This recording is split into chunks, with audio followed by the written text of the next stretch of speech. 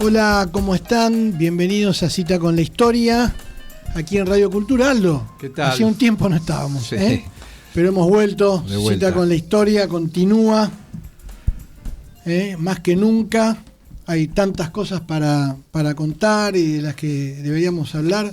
¿Cuántas cosas están sucediendo en el mundo, no? Sí, todas muy interesantes. Hoy un hecho histórico, lo de Mandani. En Nueva York, exacto, y en otras ciudades de Estados Unidos. Y las semanas previas, las movilizaciones.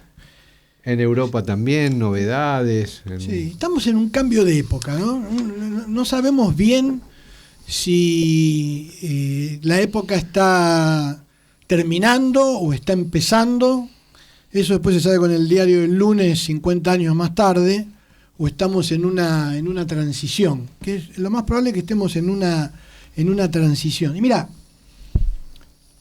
te iba a proponer, Aldo, hablar en la primera parte del programa de dos hechos históricos, ya que hablamos de hechos históricos, o presuponemos que van a ser históricos, lo que está sucediendo hoy en el mundo, que fueron muy importantes, que no va a dar para hablar en este programa de los dos, pero no están antes del 5 de noviembre, sino que están entre este programa y el próximo. Uno es el 7 de noviembre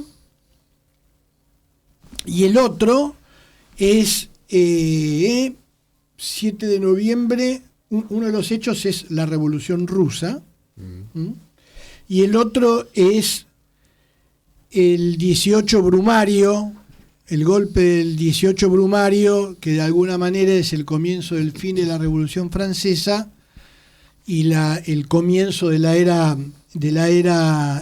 napoleónica.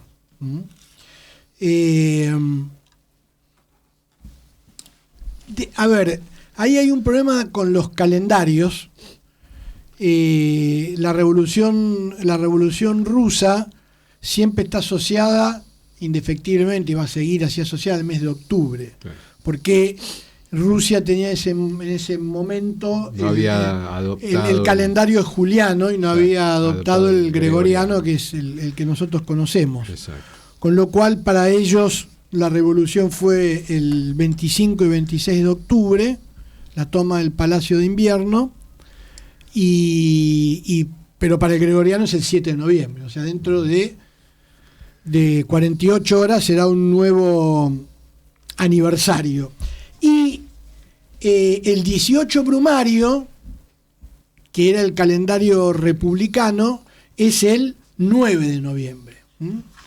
El calendario republicano francés, que fue un acto de voluntad, que muchos piensan simbólica, de la Revolución Francesa, que fue acomodar el tiempo de una manera distinta a lo que lo hacía el catolicismo, que duró 14 años en Francia, en la Francia revolucionaria, incluso hasta el consulado de Napoleón, cuando fue primer cónsul, y después fue abolido con el concordato, ¿no?, con la iglesia.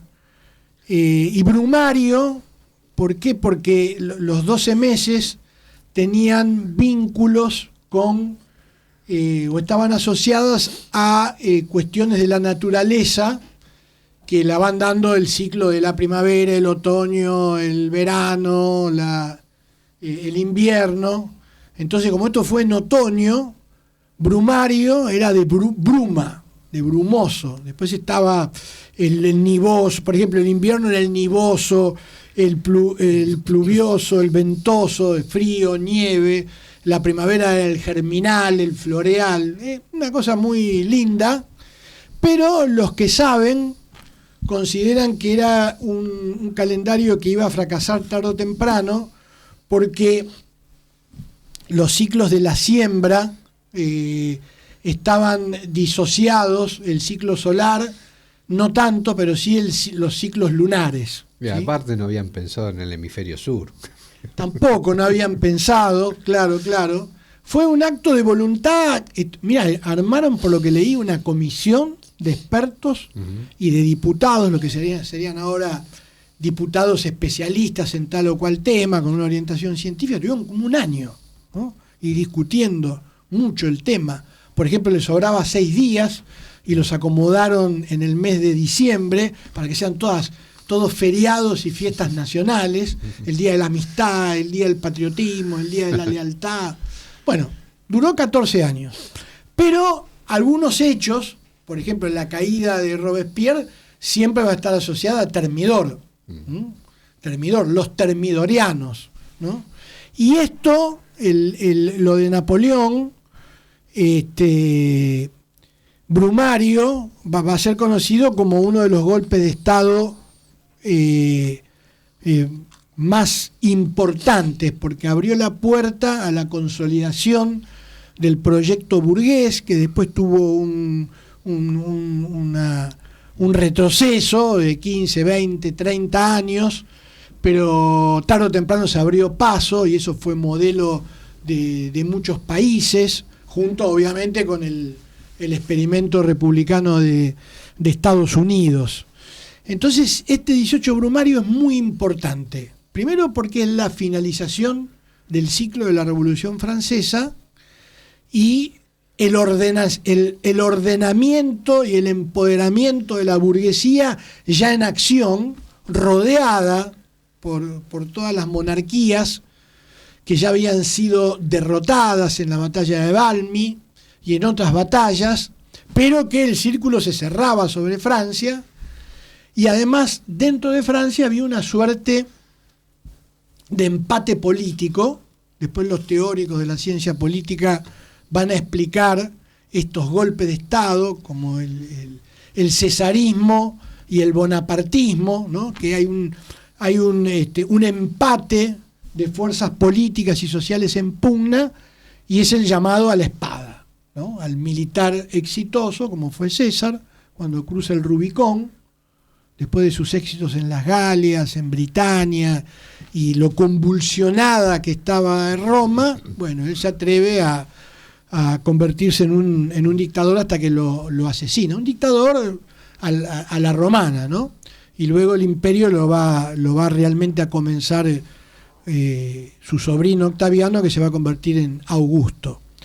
Pero el tipo de golpe de Estado moderno que da paso a un proyecto populista, personalista, es por excelencia el 18 de Brumario, ¿no? El golpe de Estado de Bonaparte. Vamos a retrotraernos un poco. ¿Quién era Bonaparte? Muy escuetamente. Bonaparte fue una espada muy particular. Pudieron ser varios los Bonapartes. Todos rehuyeron a la cita con la historia, parafaseando nuestro programa, a la cita con la historia, o por problemas personales, algunos porque murió en batalla, otros porque prefirieron especular. Incluso hubo algunos que iban a ser subalternos de Napoleón, el caso de Massena, que después fue uno de los mariscales más famosos de Napoleón. El otro que intentó competir con él cuando ya Napoleón estaba en ascenso, Moreau, pero era obvio que tranquilizada y congelada, al decirse de Saint-Just, la revolución, y aplacada por el directorio de Barras y de Sieyès, no lo pronuncio bien en francés, pero Sieyès, y con mucha corrupción, si bien se había estabilizado, era obvio que no encontraba una salida política a Francia. Napoleón ya había sido tenido en cuenta por los jacobinos, le habían encargado una comandancia en el famoso bloqueo a Tolón. Lo nombran comandante de artillería y él diseña un plan genial, como todo lo que hacía Napoleón militarmente, y ya ahí empieza a ser tenido en cuenta. Pero con la caída de los jacobinos, como él tenía una relación con los Robespierre, sobre todo con el hermano de Robespierre, Agustín Robespierre, que muere también guillotinado, junto con su hermano, cae un poco en desgracia, incluso es apresado, un tiempo está en prisión, pero no le cortan la cabeza, no es guillotinado, y después entra en una etapa en un cono de sombras, con mucha frustración, hasta que encuentra una oportunidad, en ese fuego sagrado que tenía, que él como que estaba tratando de buscar un protagonismo, y el momento fue a él y él fue al momento. El año 1795 es un año donde los realistas, por un lado, surgen los neojacobinos, y por el otro lado hay, apoyados por todos los países monárquicos que rodeaban a Francia, surgen rebeliones realistas. Hay una rebelión muy fuerte en 1795 que desafía al directorio. El directorio es una forma de gobierno colegiada de 5 directores generales. El cerebro, obviamente, el político, intelectual, ella y operativo, era Barras. Y están en un serio aprieto porque es una rebelión masiva de monárquicos, de realistas, de casi se dice que eran una manifestación de el apogeo de la revuelta de entre 25.000 y 35.000 realistas. Y en la desesperación, Barras le ofrece el comando de la represión de ese movimiento a Napoleón. Y Napoleón era muy republicano en esa época, y entonces las dos cosas se conjugaron, defender la república y una oportunidad para él. Lo hace con mucha eficiencia, es una matanza, y como premio le entregan el mando del ejército de Italia. Era un regalo, eran dos cosas. Barras le presenta de alguna manera, o lo introduce en las sociedades en las que él conocía mucho porque había sido amante de Josefina. Es un poco la conexión entre Napoleón y Josefina. De hecho va a ser testigo en el casamiento de Civil.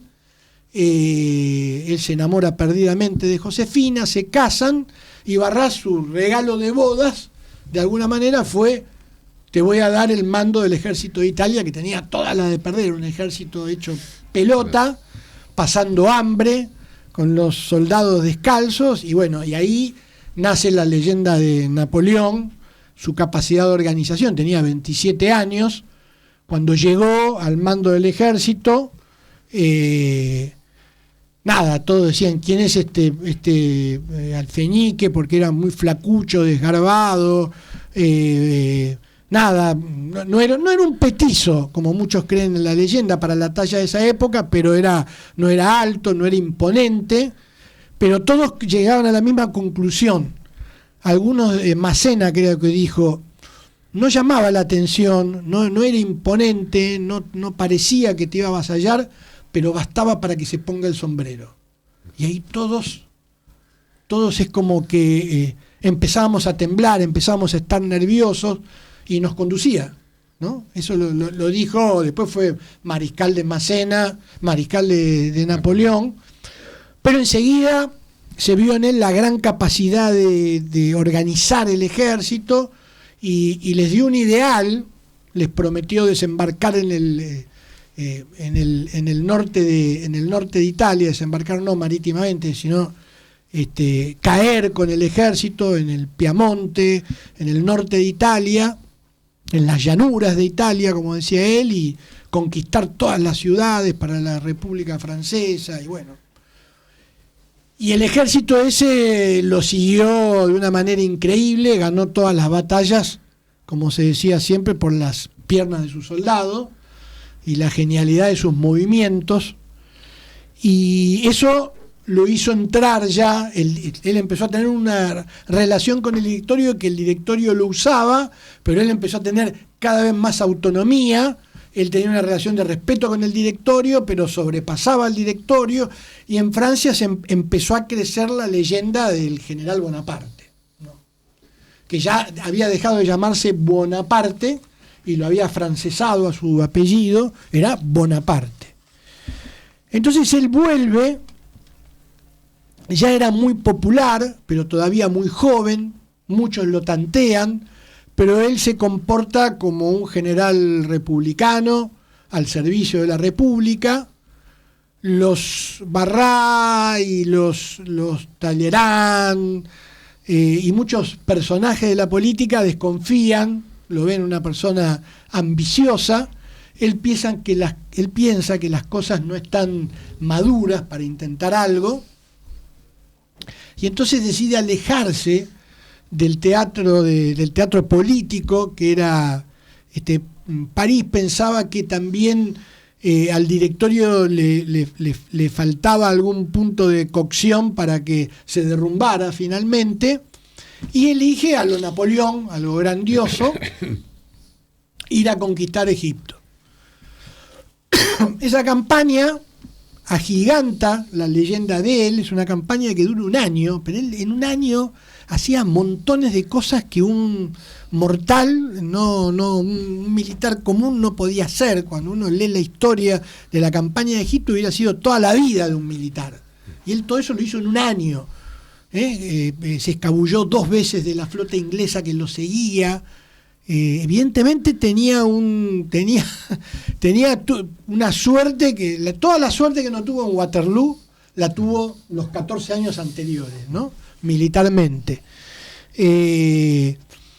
Desembarcó en Alejandría, hizo caminar en el medio del desierto a toda su tropa, llegó a la puerta de Cairo, ganó la batalla de las pirámides, empezó a estudiar el Corán, llevó científicos para investigar, fundó la egiptología. Después, como fue a una campaña a Medio Oriente, a lo que es hoy Palestina. No le fue bien, además. En realidad no le fue bien en Egipto militarmente, nunca fue derrotado, pero nada, tarde o temprano en términos militares no lo pudo dominar a Egipto.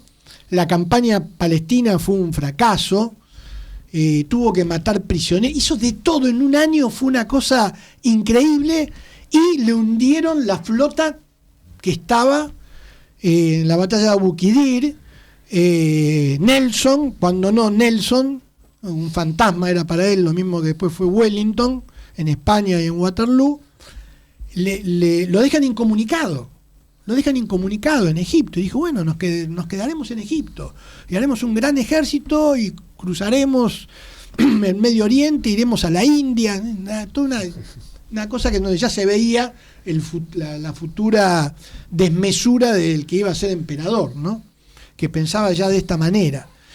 Y entonces decide, tenía una red de espías que podían llegar a Egipto, y ya hay un vacío de poder muy grande, y nada, le dejó el ejército a Clever prácticamente sin avisarle, y se metió en un bergantín con 50 más, con todo el Mediterráneo patrullado por la flota de Nelson. Llegó igual a Marsella, y rápido como un rayo llegó a París en octubre del 99, bien digo, del 99. Por supuesto que lo que dejó en Egipto fue un desastre. Las tropas vinieron 30, 40 años después. No, estoy diciendo una barbaridad. 5 o 6 años después, pero padecieron de todo. A Clever lo mataron. El que quedó al mando del ejército, Dissot, vuelve y es el que lo salva en Marengo. Marengo era una batalla perdida cuando él era cónsul, y a las 3 de la tarde una batalla perdida, a las 6 de la tarde se convirtió en un triunfo por Dissot, que heroicamente llega al campo de batalla, termina ganando él la batalla. Lo que pasa es que la fama ya era de Napoleón, y lo matan de un balazo directo al corazón a Dissot. Pero ya cuando él vuelve, él ya nota que cuando va haciendo todo el recorrido a París ya lo aclaman como un salvador. Nadie pensó si perdió una batalla, si no perdió dos. Ya era un claro ejemplo de hazte la fama y échate a dormir, ¿no? No es que el que se echó a dormir o fracasó totalmente, pero en términos militares, vuelvo a insistir, era una campaña perdidosa que algunos intentaron achacarle. Pero él, esta vuelta, no volvió de Egipto como volvió de Italia, fue directo al hueso. Es decir, entre que llega y el 18 de Brumario hay un mes, Aldo, un mes de diferencia. ¿Qué es lo que pasó? Notó un vacío de poder, más que un vacío de poder, había existido una rebelión en el directorio, un golpe de Estado interno, dirigido por Barrá y en alianza con Sieyès. Había habido una elección, y se renovó los otros 3 directores, que eran neojacobinos o moderados. De golpe hubo un empate político entre los moderados y los neojacobinos. Los neojacobinos no querían volver a la época de Robespierre, pero estaban a la izquierda. Los moderados usaron a los neojacobinos y desconfiaban de alguna manera de a dónde podía llegar una mayoría neojacobina, porque además los neojacobinos empezaron a movilizar, ¿no? Típica posición de izquierda, tenían un trabajo, hoy diríamos, territorial, ¿no? A lo Mandani. Sí. Y los moderados pensaban, sobre todo Sieyès, que era necesario una cabeza fuerte. Él busca entre distintos militares y distintos militares le plantean que no. En ese momento llega Bonaparte, en ese preciso momento. Y también con la decisión de tener un protagonismo. Bonaparte va a hablar con Barrá no quiere saber nada. Va a hablar con otros 2 directores, tampoco quieren saber nada, los neojacobinos. Y Sieyès es el hombre que le abre las puertas, ¿no? Es el que le dice, bueno, el plan que podemos hacer es este. Y hay toda una conjura en París que dura una semana, en donde ayuda muchísimo Josefina también, con todas las relaciones que tenían. Un general que ya, de alguna manera, le había conquistado amorosamente a Carolina, la hermana de Napoleón, y ya lo trataba como un cuñado al propio Napoleón, pero era un militar que tenía mucho predicamento en los cuerpos de caballería de esa época, en los granaderos de la Guardia Consular. Y el golpe fue muy sencillo, como todo golpe de Estado en términos operativos, el plan. El plan era llevar al Consejo de Ancianos y al Consejo de los 100, que eran las cámaras legislativas que tenía el directorio. El Consejo de los 500 era como una especie de Cámara de Representantes, o nosotros la distinguiríamos como Cámara de Diputados, y el Consejo de los Ancianos era como una especie de Senado. Les plantearon a muchos representantes de ambas cámaras afines a la idea moderada tener una sesión para discutir fuera de París, en Saint-Cloud, en el castillo de Saint-Cloud, en las afueras de París, por miedo a alguna revuelta. Había que discutir cómo reformar la Constitución y terminar con el peligro neojacobino.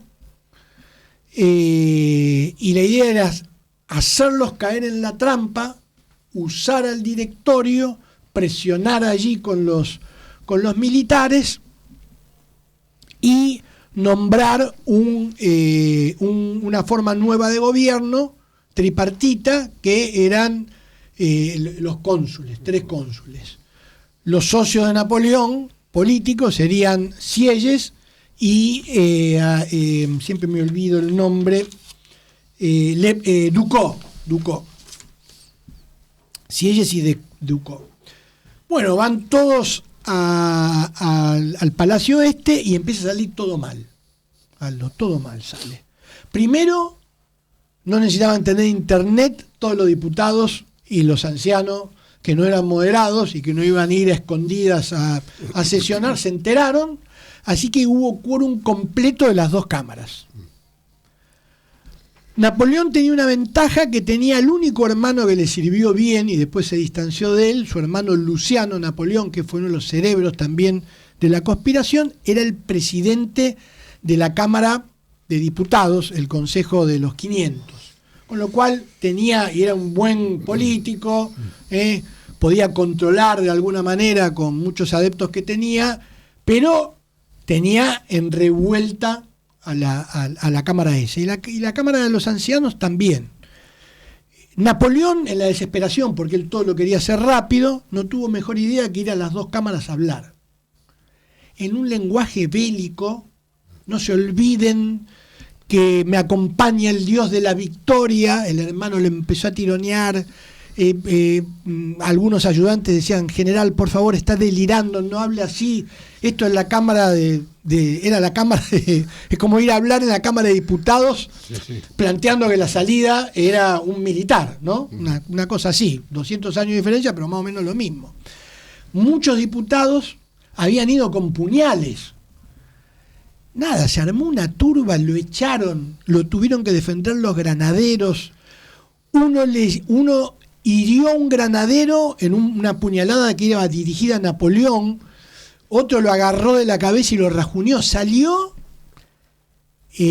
Napoleón era una persona que no le tenía miedo a las batallas, siempre lo demostró al principio, incluso siendo emperador, pero le tenía fobia, como buen pequeño burgués, a las multitudes. ¿Sí? A las multitudes, a las marchas, y entonces salió con una taquicardia total. De ahí lo sacaron los granaderos, estropeado. Hay algunas series que lo muestran o películas. Sale desfigurado, lo tiene que tranquilizar el hermano, y hasta que se van a jugar el todo por el todo, porque si no lo iban a declarar fuera de la ley y iba a terminar fusilado o guillotinado o lo que sea. Y entonces ahí fue clave Murat y Luciano, que lo saca del abatatamiento que tenía, y Luciano construye una narrativa que es una farsa, que dicen: un puñado de bandidos jacobinos tiene apresado a las cámaras, al Consejo de Ancianos y al Consejo de los 500, han intentado matar al general Bonaparte. Hace toda una puesta en escena, saca un puñal y se lo pone en el pecho a Napoleón, y dice: juro que si mi hermano algún día infringe los principios de la República, soy yo mismo el que lo mataré con una puñalada en el corazón. Y bueno, Napoleón estaba todo sorprendido. Los historiadores coinciden que estaba en una especie de estado de shock, hasta que se da cuenta que tiene los soldados, y él revive cuando ve soldados, y enseguida lo llama Murat, y entran con los soldados directamente a las dos donde estaban sesionando, las dos salas de este castillo de Saint-Cloud. Lo desalojan, vuelven a llamar y llaman a los ancianos afines y a los moderados afines de la Cámara de la Cámara de Diputados, del Consejo de los 500, y hay una negociación, vuelven algunos jacobinos, pero siempre con la presión de los militares. Acuerdan un consulado provisorio, representantes de ambas cámaras, para sancionar una nueva constitución, que caiga la constitución del 95, y que todo esto se tiene que hacer en un mes y pico. Y efectivamente, a lo Bonaparte, todo rápido. Se forma una comisión consular de 3, en donde está, en este orden, Sieyes, siempre me olvido, Ducos y Bonaparte. Y se empieza a trabajar con la Constitución, con la presión de Bonaparte. Se crea un esquema republicano distinto, con nombres distintos, un cuerpo legislativo de 300, un tribunado menor, que iba a ser el único que iba a tratar las leyes que enviara el Ejecutivo. Iba a haber un Senado que iba a tener el rol de el control de la constitucionalidad de las leyes. Y iba a haber un primer cónsul y 2 cónsules, ya totalmente debilitados después de haber sido usado Ducos y Sieyes. Napoleón le dice, mira, yo voy a ser el primer cónsul y ustedes van a tener un rol simbólico, ¿no? Y esto va a ser así, y se terminó, y vamos a obviamente que los reconoce, si ella va a ser el presidente del Senado, a todos los va a favorecer económicamente, pero se había consumado la segunda parte del golpe de Estado, que era el golpe de él frente al resto, ¿no? Sí. Y ya en enero o en febrero se plebiscita la Constitución, y es tan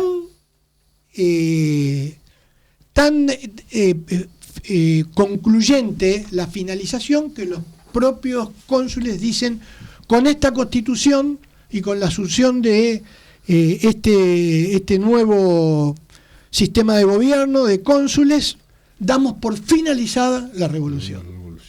Dicho y hecho, eso sucedió. A partir de allí comenzó, como algunos creen, la aventura de Napoleón. Después se iba a transformar en cónsul vitalicio, después obviamente emperador, y la historia que conocemos.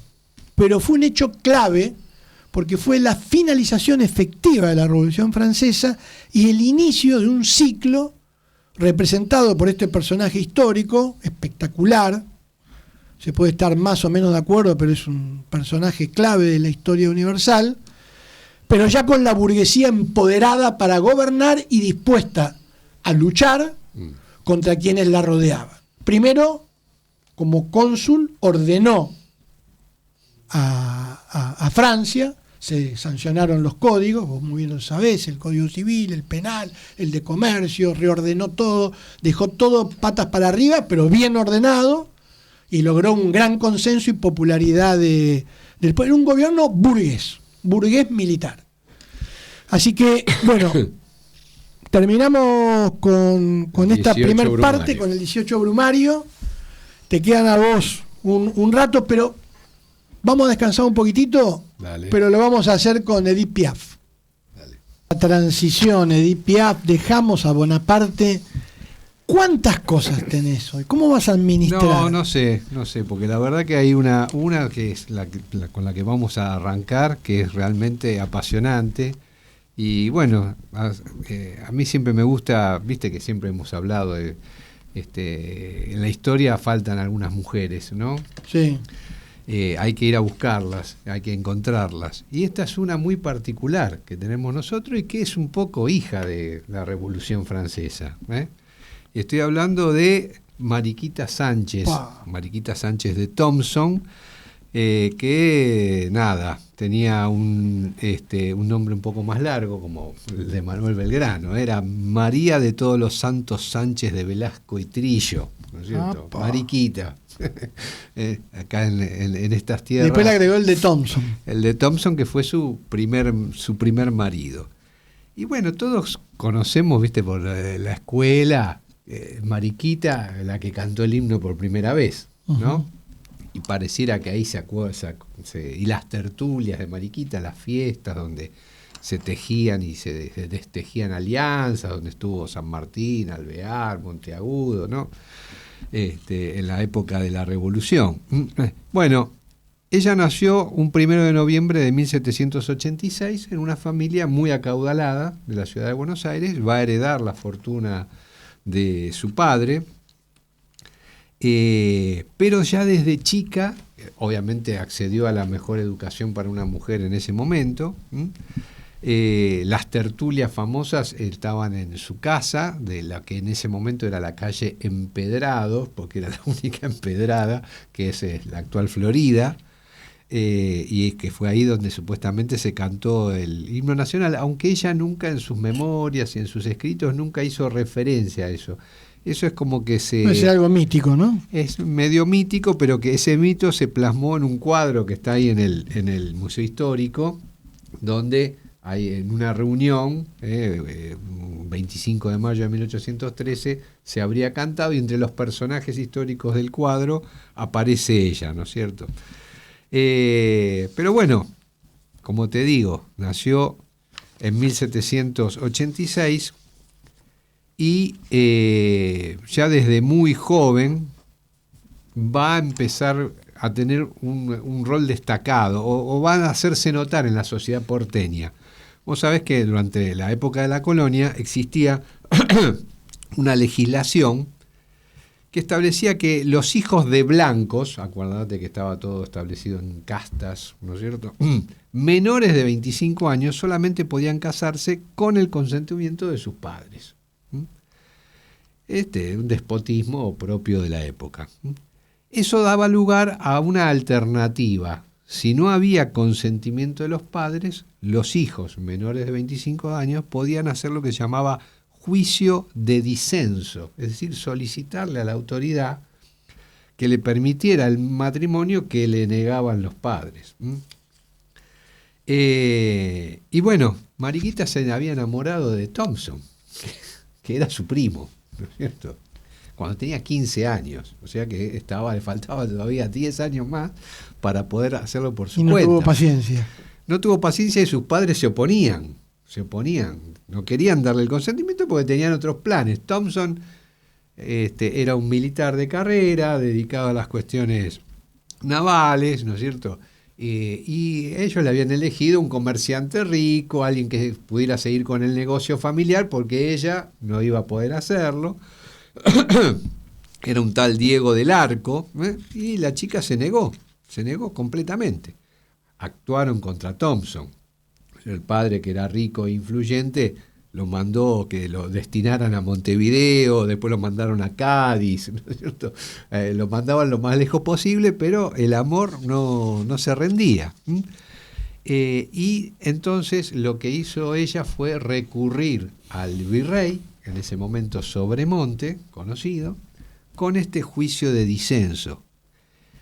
En el interín, entre que pasaba una cosa y pasaba la otra, lo mandaban a Thompson a Cádiz o a Montevideo. Va a morir el padre, don Cecilio, y la que va a quedar a cargo va a ser Magdalena, la madre, que justificaban en sendas cartas, notas, sus distintas posiciones, ¿no es cierto?, respecto de lo que pretendían. Y ella, con pocos años, le escribe al virrey Sobremonte, te leo un párrafo para que veas, ¿no es cierto?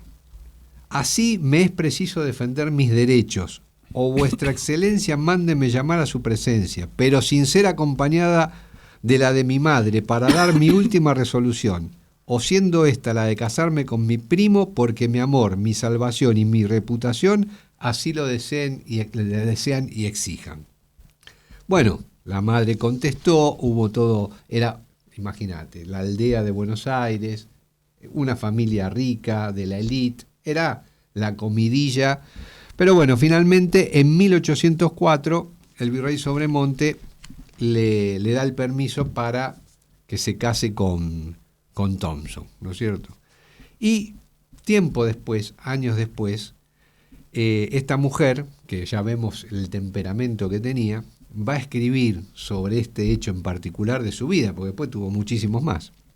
El padre arreglaba todo a su voluntad, se lo decía a su mujer y a la novia 3 o 4 días antes del casamiento.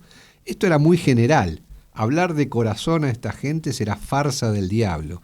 El casamiento era un sacramento y cosas mundanas no tenían que ver en esto. Ah, jóvenes del día, si pudieras saber los tormentos de aquella juventud, ¿cómo sabrías apreciar la dicha que gozáis? Las pobres hijas no se habrían atrevido a hacer la menor observación. Era preciso obedecer. Los padres creían que ellos sabían mejor lo que convenía a sus hijas y era perder tiempo hacerles variar de opinión. Se casaba una niña hermosa con un hombre que ni era lindo, ni elegante, ni fino, y además que podía ser su padre, pero hombre de juicio, era lo preciso. De aquí venía que muchas jóvenes preferían hacerse religiosas que casarse contra su gusto con hombres que les inspiraban aversión más bien que amor. Amor, palabra escandalosa en una joven. El amor se perseguía, el amor era mirado como depravación. Bueno, esta mujer que escribía así en aquellos años fue una referente obviamente de la élite partidaria de la independencia. Hay que tener en cuenta en qué época escribió eso. Sí, ¿no? Estamos hablando de 1804, Quiere 1812. decir que para esa época eso era No, era de terrible. avanzada. Así es. Estuvo vinculada a la Sociedad Patriótica, dirigida por Monteagudo. Participó de todo el proceso revolucionario, ¿no es cierto?, desde distintas formas. Y tuvo, podríamos decir, algunas idas y venidas. Siempre, fue antirrosista, así como estaba con Monteagudo, después va a estar ser amiga de Rivadavia. Ella misma se va a definir alguna vez diciendo: yo soy en política como en religión, muy tolerante. Lo que exijo es buena fe. Así que tuvo sus ideas, sus idas y venidas. No hay que olvidar su origen de casta, de élite, que siempre también lo mantuvo. De su matrimonio con Thompson tuvo 5 hijos. Thompson, bueno, también una persona destacada, a comienzo de 1816, cuando ya se venía lo de la Declaración de Independencia, lo mandan a Estados Unidos a ir gestionando el apoyo o el reconocimiento de los Estados Unidos a la independencia, y además también a obtener armas, buques, plata para sostener la independencia. Y el hombre partió para allá. Esos viajes eran... Vos sabías que te ibas y no sabías cuándo volvías, ¿eh? Así que ahí tuvo una especie de viudez anticipada, porque el pobre Thompson falleció cuando volvía en 1819 de esa misma misión que había iniciado en 1816. Y como todavía era joven y una viuda rica era mal vista, resolvió el tema rápidamente. Se casó con el cónsul francés en Buenos Aires, Jean-Baptiste Washington de Mendeville, con quien tuvo 3 hijos más. Y esto fue en 1820. Y en 1836 Mendeville terminó como cónsul, lo mandaron a Quito, Mariquita se quedó en Buenos Aires con sus hijos, y nunca más se volvieron a ver. Nunca más se volvieron a ver. Murió en 1863 en Francia, Mendeville, ¿no es cierto?, que vino a cubrir un hueco y después se fue. En el tiempo de Rosa estuvo con la generación del 37, correcto, con Alberdi, Echeverría, ya era una mujer mayor, pero seguía ejerciendo. ¿Y no la perseguía Rosas? Sí, entre 1839 y 1843, con respeto, porque era mujer y por toda la historia que tenía atrás, pero se exilió, preventivamente se fue a Montevideo en 1843, y ella escribía un diario, permanentemente escribía un diario, escribió, no sé, tenía cientos y cientos de cuadernos de diarios que cubrían todo el periodo de toda su vida y el tan importante de la revolución, las guerras civiles. ¿Están preservados? Sí, están preservados. Fue una verdadera embajadora de nuestro país. En ese momento todavía no era un país. Cualquiera que venía a Buenos Aires era una visita obligada. Ir a ver a Mariquita Sánchez de Thompson. Todos los diplomáticos de todo el mundo hablaban de Mariquita Sánchez de Thompson. Evidentemente era una persona atrayente desde muchos puntos de vista, polémica, polemizaba, correcto, y falleció a la increíble edad de 81 años en 1868, ¿no es cierto? Algo también importante, es algo curioso, ¿no?, también para la época en que le tocó vivir. Así que bueno, te traje el recuerdo de Mariquita, que no solamente cantó el himno, que hizo algunas cosas más. Hizo algunas cosas más interesantes. ¿Y qué más tenemos? A lo largo de su vida. ¿Qué más tenemos? 8 minutos. A ver. Mirá, cerraría con 2 personas importantes para la cultura y para nuestra ciudad, ¿no es cierto?, que son 2 Homeros. Uno es Homero Mansi, que nació en Santiago del Estero un 1 de noviembre de 1907 y falleció muy joven de una enfermedad que lo fulminó a los 43 años en 1951. Autor de Sur, autor de Malena. Su nombre era originalmente Mansione, Inmigrantes, artísticamente lo redujo a Mansi. Era de Santiago del Estero, así que había mucho folclore, y era el quinto de 8 hermanos, de una ciudad, de una familia modesta, rural, ¿no es cierto? Originalmente muy vinculado a la política, ¿no es cierto? Muy vinculado a la política, se afilió al radicalismo, militó en el irigoyenismo.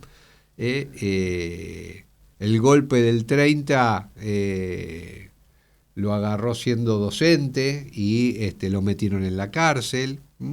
Y después, cuando logró salir en libertad, volvió a su pasión, digamos, por el tango, por la literatura, bohemio, habitué de lo que te puedas imaginar de aquellos años, las milongas, relaciones con Discépolo, con Ar, con Troilo, con Cátulo Castillo, todos los que revolucionaron el tango entre los años 30 y los años 40. Fue también periodista, guionista cinematográfico. Adaptó la novela La Guerra Gaucha de Leopoldo Lugones para el cine, que la dirigió Lucas de Mare. Y bueno, su vida se cortó rápidamente. Y el otro Homero, es Homero Expósito, Homero Aldo Expósito, y su hijo y su hermano Virgilio Expósito. Los dos nacieron en Campana, pero se criaron en Zárate, por eso Zárate es como una especie de cuna del tango, ¿no es cierto? Se hacen festivales ahí. También es autor de tangos famosísimos como Vete de mí, uno de los más famosos, Naranjo en Flor, Margot, Yuyo Verde, bueno, montones de tangos, una vida muy extensa. Él nació un 5 de noviembre, un día como hoy, de 1918, y murió en septiembre de 1987.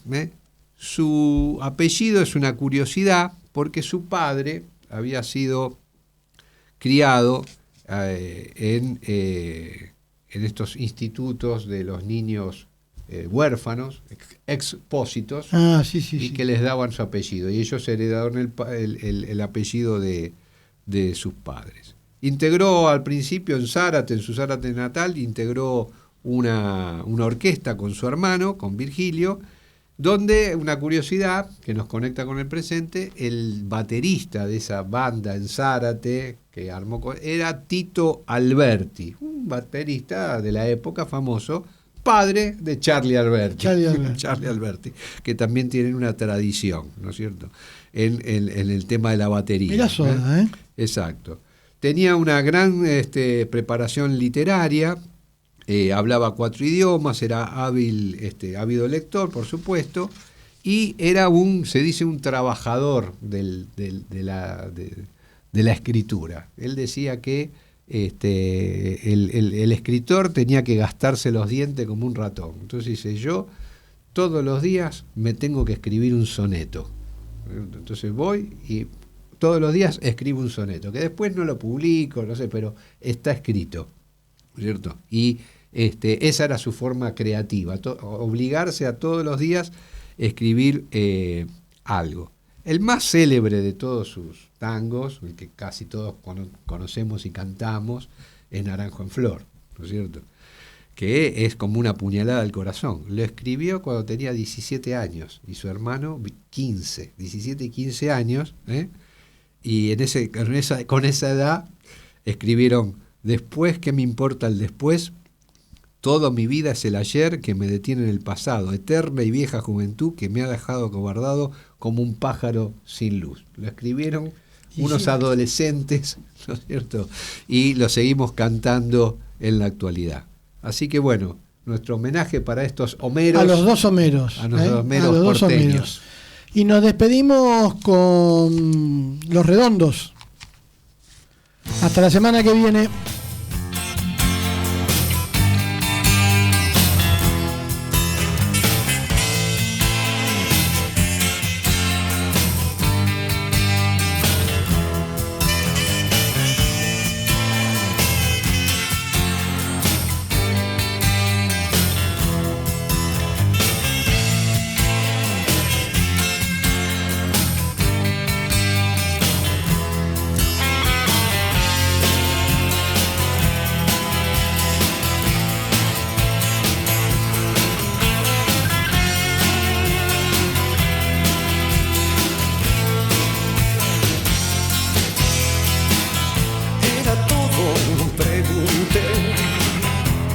Soy un iluso, no nos dimos nada más, solo un buen gesto.